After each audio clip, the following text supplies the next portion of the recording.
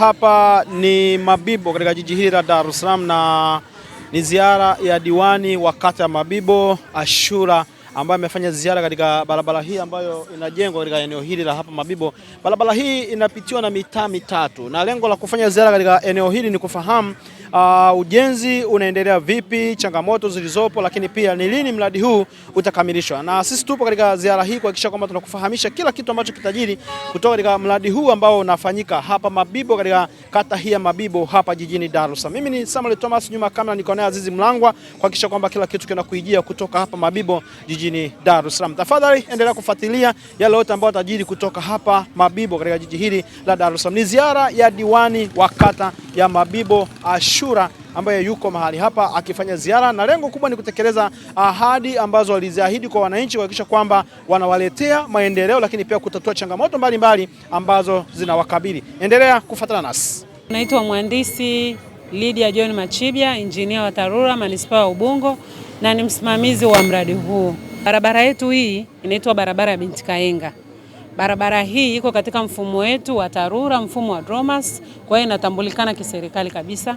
Inaitwa Binti Kaenga na ina urefu wa kilomita 1.27.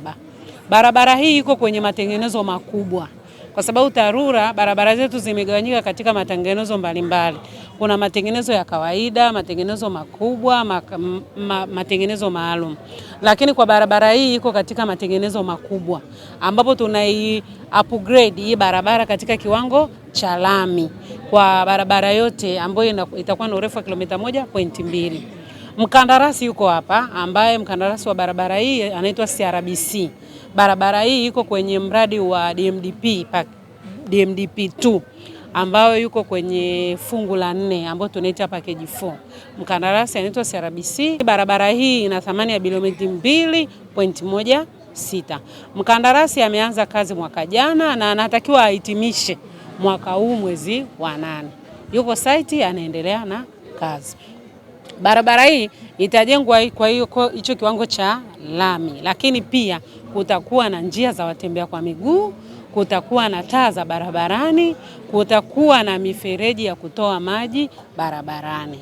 Nipongeze sana na nimpongeze mama yetu, rais wetu Samia Suluhu Hassan kwa kuweza kusikia kilio chetu tulichokuwa tukikilia na kuweza kuharakisha au na kuweza kufanya jitihada za kutoa fedha ili kuweza mradi huu kuanza. Kweli mradi wa Binti Kaenga umeanza na tumethibitisha umeanza kweli kweli. Lakini tu kwa leo ambapo tulivyotembelea huu mradi, tumeona mradi unaendelea vizuri, lakini changamoto zipo katika mradi huu. Kwanza kabisa, watu bado hawana elimu kuhusiana na huu mradi. Watu wanapita kiolelaolela, hakuna zile zinazoonyesha kuwa huku kuna mradi.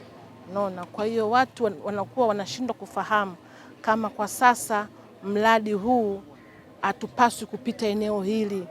Unaona, kwa hiyo hiyo ni changamoto kubwa, na pia changamoto nyingine kuwa mipaka bado haijaonekana sawa sawa, kujua wapi mwisho wa barabara hii au mwanzo wa barabara hii bado. Lakini nimshukuru sana msimamizi wa mradi huu ambaye ametuelewesha kutuambia kuwa kesho atafanya jitihada zote wakishirikiana na watu wa ardhi wa manispaa kuweza kuja kupima, yani kuweka alama zao, ili na sisi tukiwa kama wasaidizi wa Mama Samia tuweze kujua tunawaambia nini wananchi waweze kupisha ili mradi uweze kuendelea.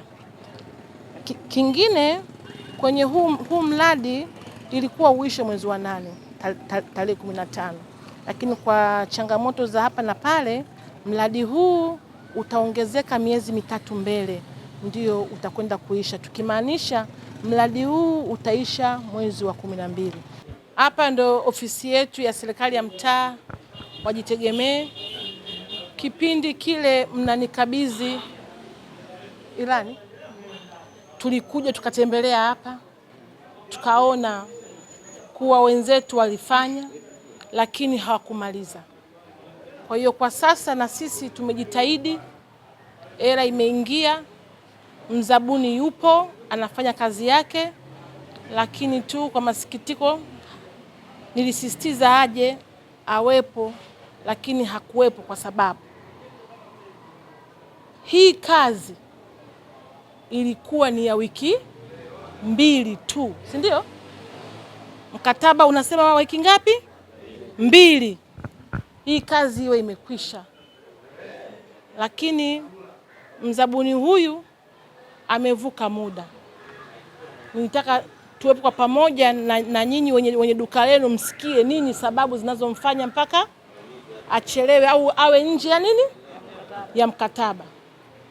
Nilitegemea au tulitegemea tunavyoanza mwezi wa 8 wenye ofisi yao wakae, umenielewa? Kwa sababu ni milango kama hivyo kashaweka nini magrili, si ndio? Anatakiwa tena haweke milango ile ya mbao, anatakiwa asakafu hapa chini, sawa?